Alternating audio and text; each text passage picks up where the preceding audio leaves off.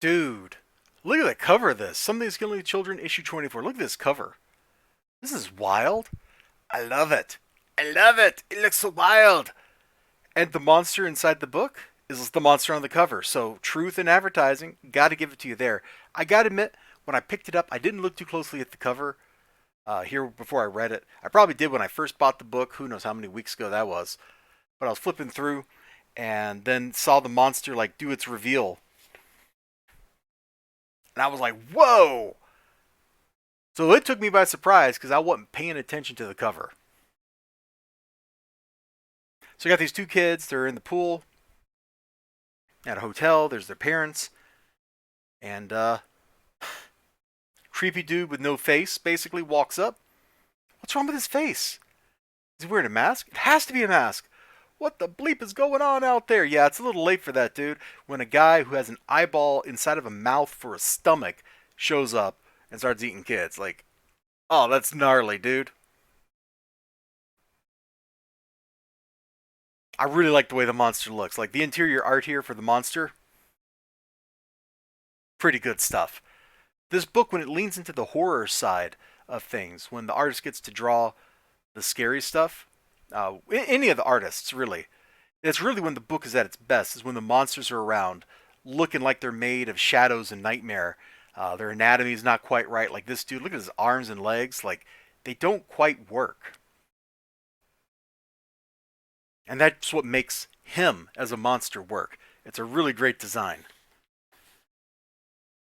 Then we check in on the survivor kid, and she's basically like sneaking into her house and stuff, and she runs into the cat, and the cat does typical cat stuff. I'm just gonna like upside down show you that panel. See?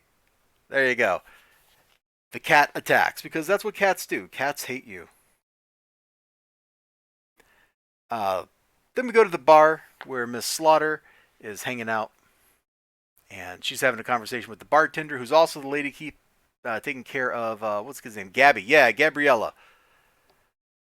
And she's like been trying to call home to check in on Gabriella, but Gabriella's not there to pick up. So she was like texting the sheriff, I think. Then Erica walks in and is like, I want something to drink and also to talk. Talk to her at the end of the day in the parking lot. Yeah, why? I'm a reporter doing a story on the murders. And then she is all like not on board with this conversation because she knows Erica's lying.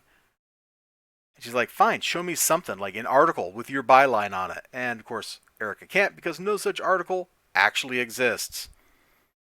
So it's nice to see somebody be suspicious. She pulls out a shotgun and everything. We're not going to show those pages, but it's pretty good. The conversation stuff in this issue is actually pretty good.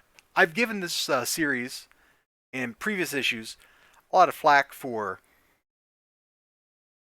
the stuff that's outside of the monsters being kind of lame, not really mattering.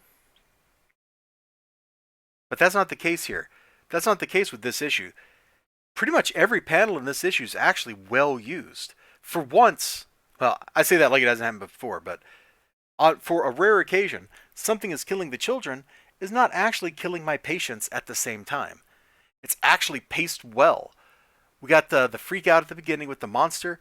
We got some suspense build up with the kid going back to the murder site and seeing the bodies and stuff. We kind of deepen the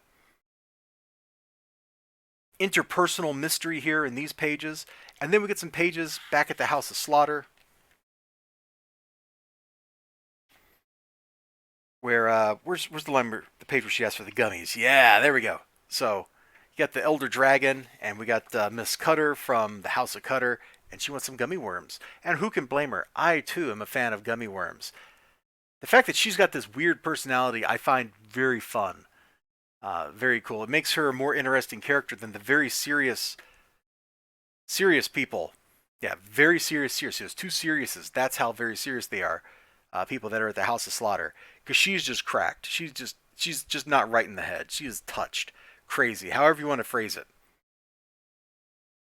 I'm not gonna like venture to guess like what kind of crazy, but she's crazy in that really fun way. Like if you go watch Helsing or read Helsing or something, and you get to the resurrection, like the regenerator guy, the crazy priest. Like she's kind of crazy in that same way, and that's a fun kind of crazy in a story.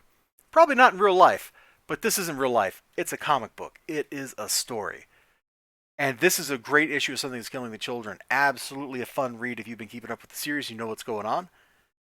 Good stuff.